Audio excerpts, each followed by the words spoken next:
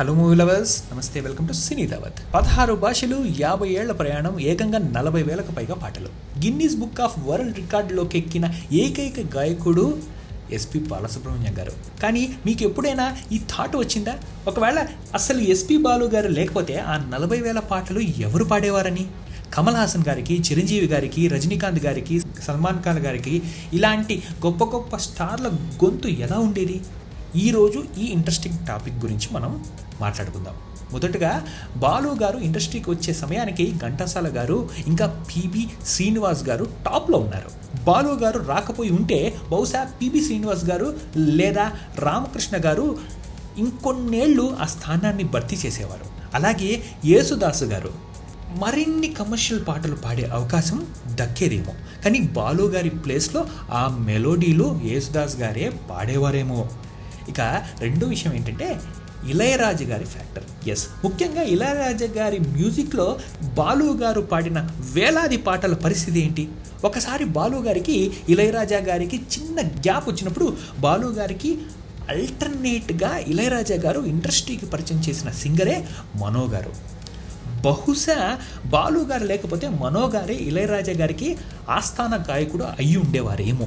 ఇంకా కమల్ హాసన్ గారికి, రజనీకాంత్ గారికి, చిరంజీవి గారికి ఇలాంటి ఎంతోమంది గొప్ప గొప్ప వాళ్ళకి మనో వాయిస్నే ఫిక్స్ చేసేవారేమో. అంటే జస్ట్ ఐడియా. ఇక మూడో విషయం వచ్చేసి, ఒక బాలీవుడ్లో మైనే ప్యార్ కియా అంటే మన తెలుగులో ప్రేమ పావురాలు ఇలాంటి ఆల్బమ్తో సల్మాన్ ఖాన్ గారికి ప్రాణం పోసింది బాలు గారే.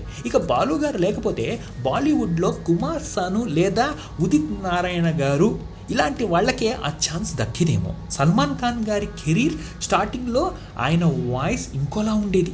సో ఇదంతా ఒక అంచనా మాత్రమే ఫ్రెండ్స్. కానీ అసలు నిజం ఏంటంటే ఒకే రోజు 21 పాటలు రికార్డ్ చేసిన స్పీడ్, అలాగే ఒక రోజులో 20 గంటల పాటు పాట పాడటానికి టైం వెచ్చించిన ఏకైక వ్యక్తి ఈయనే అనుకుంటా. ఈ స్టూడియోస్ నుండి ఆ స్టూడియోకి, ఆ స్టూడియో నుంచి ఇంకొక స్టూడియోకి ఇలా వెళ్ళి ఆ పాటల్ని ఇవ్వడం అనేది సూపర్ కదా. చెప్పాలంటే ఇక వాయిస్లో హీరోకి తగ్గట్టుగా వేరియేషన్స్ ఇవ్వటం, అన్ని భాషల్లో రకరకాల భాషల్లో పాటలు పాడడం, అది కూడా స్పష్టమైన ఉచ్చారణతో పాట పాడడం. ఎందుకంటే ఈయన తెలుగు వ్యక్తి, తమిళ్, మలయాళం, కన్నడ, హిందీ అని భాషలు తేడా కాకుండా అన్నీ పాడటం, ఇవన్నీ ఒకే మనిషికి సాధ్యమవుతుంది. అది బాలుగారు అని చెప్పుకోవాలి. చెప్పాలంటే బాలుగారు లేకపోతే ఆ 40,000 పాటలు ఒకరు కాదు, ఏకంగా ఒక 10 మంది సింగర్స్ పంచుకోవాల్సి వచ్చేదేమో. అది కూడా చెప్పలేం పరిస్థితి. అంటే మిగతా వాళ్ళని తప్పు పట్టాలని కాదు, బట్ ఈయన లెవెల్ డిఫరెంట్ అని. అందుకే ఎస్పి బాలు గారు వన్స్ ఇన్ ఏ మిలియన్ అని ఆయన్ని అంటూ ఉంటారు. ఆయన స్థానం ఎప్పటికీ భర్తీ చేయలేనిది. చెప్పాలంటే ఆ దరిద్రపు మహమ్మారి కరోనా వచ్చి ఆయన్ని తీసుకెళ్ళిపోయింది. కానీ ఇప్పటికీ ఆయన ఉండేవాళ్ళు, మంచి మంచి పాటలు చేసేవాళ్ళు. బాలు గారు పాడిన వేలాది పాటల్లో మీకు బాగా కనెక్ట్ అయిన ఫేవరెట్ సాంగ్ ఏదో కింద కమెంట్ చేయండి.